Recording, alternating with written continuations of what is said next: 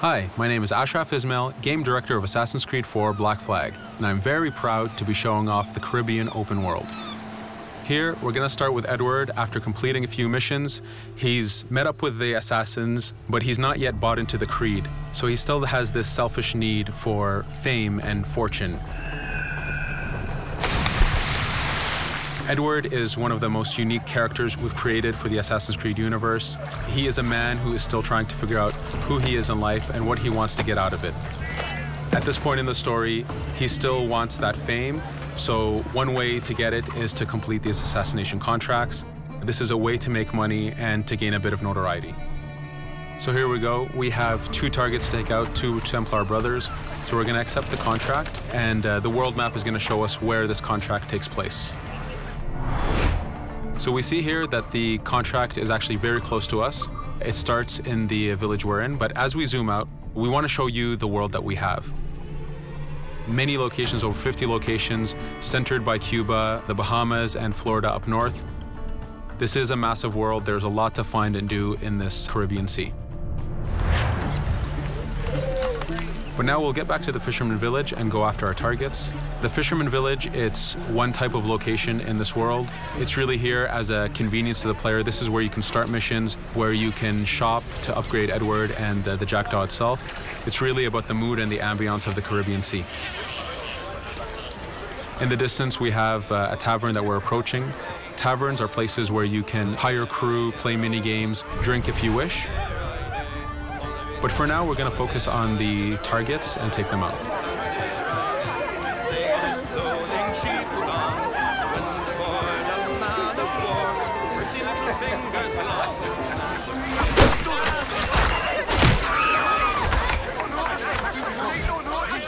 Now that we've taken out one brother, the other one's going to bolt. Just like classic ACs, we can chase him down and take him out that way, but there's many ways to complete this contract. We can use the new free aim system to shoot him this way, to eliminate him that way. We can jump onto the ship and take him out with his crew, but instead we're going to let him escape into the sea and follow him with the Jackdaw. This is your ship. This is the second main character of the game. You're going to have to customize and upgrade the ship as you go on this journey with Edward.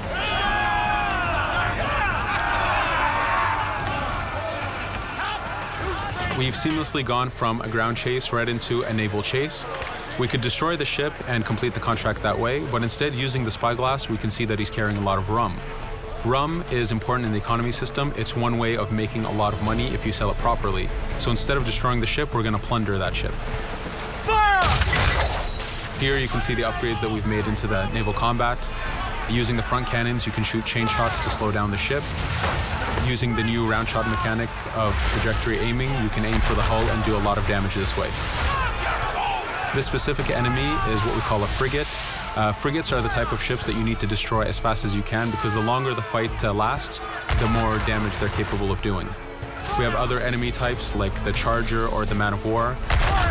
The Man of War is a massive ship capable of carrying over 100 cannons. These are ships that you really need to upgrade to be able to face. But now that this frigate has been demasted, we can start the boarding. Boarding, it's very important. You are a pirate. This is how you gain cargo. This is how you take on ships. So here we can start the boarding from any orientation or angle we wish. The distance even matters. If you get too close, the 2 crews will just jump right into each other. If you start a bit further, you can jump in the water and go in for a sneak stealth attack. We have 2 objectives to accomplish for this boarding. We can take out the captain, and we need to take out some of his crew. So using the swivel gun, we will efficiently take out a lot of the crew. And now we'll go for the captain using Edward's navigation abilities. Here, again, using the new free aim system, we have a dangerous enemy on the other side taking out our crew. We can easily take him out with a headshot. So what we see here is that 2 ships have come together to create this 3D environment where, using your assassin abilities to navigate, to be stealthy, you can take the advantage and get the kill by surprise. Now that we've taken out the captain, we still need to take out a few of the crew members to complete this boarding. Now that we've plundered the ship, we're going to gain that rum that we saw earlier, but we're also going to gain ammo and crew members and some gold. With every boarding, there's 3 options that you can do with that ship. You can gain crew members, you can send the ship to your fleet if you wish, or you can salvage a ship to repair the Jackdaw if you took too much damage in the fight. In this case, since we did well, we're going to send the ship to our fleet. Now that we're back in the Caribbean Sea, we needed to make sure that every minute something is being advertised to the player, something new for the player to do.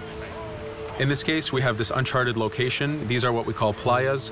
We have over 75 of these in the Caribbean world. Every playa has something very important for the player to find, something that will help in upgrading Edward or the Jackdaw. So it's in your advantage to explore these locations.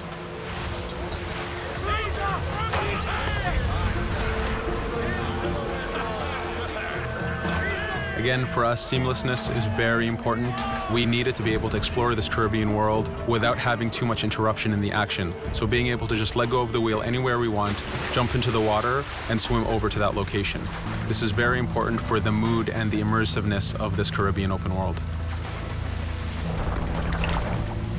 Here, as we get on the playa, in the distance we can see that there's a faction battle, but closer to us we can see that there's this poor drunken sailor who's passed away. But being a pirate, of course, we're going to loot his body and see what he has for us.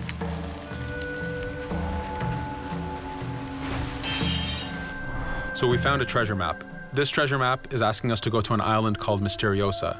Every time you find one of these, you know that you're going to find a treasure that is linked to the progression of the Jackdaw or Edward, so they are very valuable. Here we're going to take a look at that faction battle. We have a British ship facing off against a Spanish ship. We could jump in and take advantage of this opportunity, allowing each ship to weaken the other and for us to plunder both. But now we're going to make our way back to the Jackdaw. Again, this is the second main character of the game. There's a lot of customization and a lot of upgrading to do on the Jackdaw. You can upgrade all the weapons to fit the playstyle you wish. Now, as we get onto the Jackdaw, we can see that the crew is cheering for us. Edward has a really close relationship with his first mate, Adewale, standing right there, and with his crew. And this is something that you'll see later in the demo, that we can lose and gain crew members. Again, using the spyglass, we can really see the contents of a ship, but you can also assess the danger and threat level of these ships. But for now, we're going to continue to Misteriosa to find that treasure. Here we've crossed into a harpooning zone. The harpooning system is connected to the hunting system, which is used for upgrading Edward himself. So you can upgrade the number of weapons he carries, the ammo that you can carry, and even his health. But for now, we've moved past that zone and we've got into a storm. Storms are very dangerous. If you're not careful, if you don't know how to navigate a storm, you will take damage to your ship and you will lose crew members. In the distance, we can see a water spout. This is a tornado in the ocean. These are very dangerous. They can suck you in, and when they do, they tear the ship apart and take out your crew. Here we can see its effect on a ship. This poor ship got sucked in and got destroyed. Storms are very dangerous, but we wanted the player to take advantage of this. When you've mastered a storm, when you know how these systems work, you can pull enemies into a storm and let the storm do damage for you. So there is a strategic element to using a storm in the world.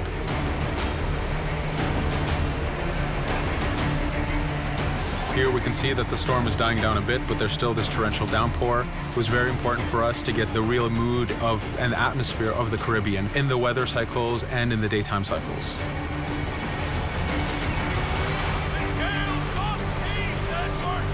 But here, since we've survived the storm, did pretty well, let's order our crew to sing. Sea shanties are a part of this game. It's a collectible that you can find in the world. So the more you find, the bigger playlist you have for your crew. But for now, we've made it to Misteriosa. So again, we're going to seamlessly get off our ship and explore this location. Misteriosa is a Mayan ruin. Mayan ruins are heavy with stealth and navigation capacities. There's a lot of treasures and hidden discoveries to be found in these locations.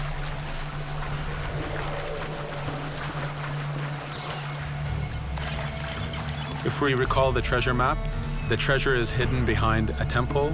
So just by quickly looking around, we can see that temple looks about right. So that's our objective. We'll head there. As we go this way, we can see there's a lot of guards on the beach.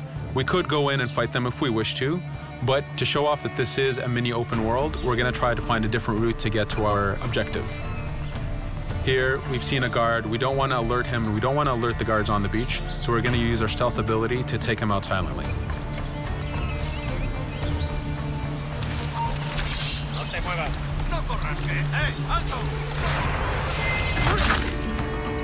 With AC3, we were able to push the navigation in the frontier, which means using natural environments like trees and rocks and so on. Mayan ruins are the perfect place where we mix man-made structures and these natural environments. So you really get to feel how far the navigation abilities of the assassin have come since the original game. In the distance there, we can see another part of the island being blocked off by a patrol of guards. We're going to avoid it for now and go for that treasure.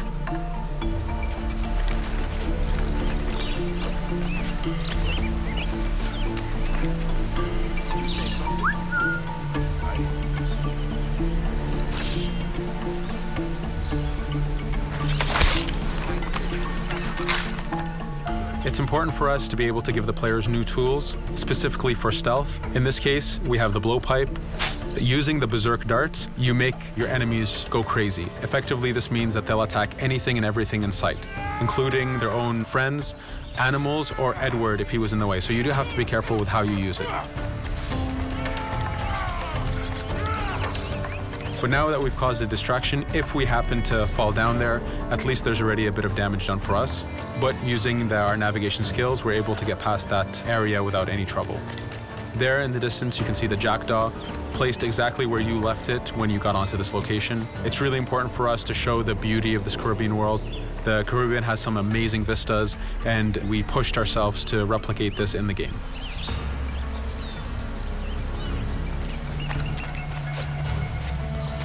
As we continue forward, we can see in the distance there's a couple prisoners that are taken hostage.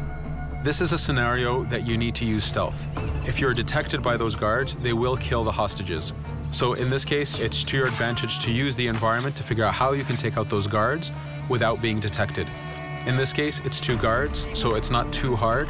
There are other scenarios where you have more guards and you have to figure out how you can take all of them out at the same time. Now that we've freed these prisoners, they are more than happy to join our crew. This is just one way of gaining crew members. As mentioned earlier, there's the taverns. There's actually many different setups of gaining crew.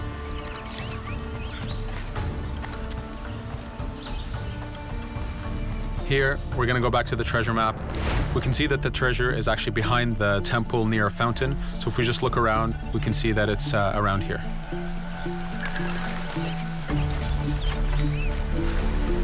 Now that we've found the treasure, what we've actually found is a blueprint. Blueprints are incredibly valuable for the upgrading of the jackdaw. This is how you can upgrade the biggest and most devastating upgrades of the ship. So here we're approaching a reach high point. Just like classic ACs, synchronizing with a reach high point reveals the contents of a location and the map itself. But as an added feature, because this game world is so huge, there are many different locations, this also becomes a fast travel point. So now you can, by synchronizing, now you can come back here anytime you wish to collect those treasures that we passed up a bit earlier. Here we've reached the end of the demo. This was a tease of the open world that we have. We're very excited to be able to show off this game and to let you play it very soon. Thank you for joining us.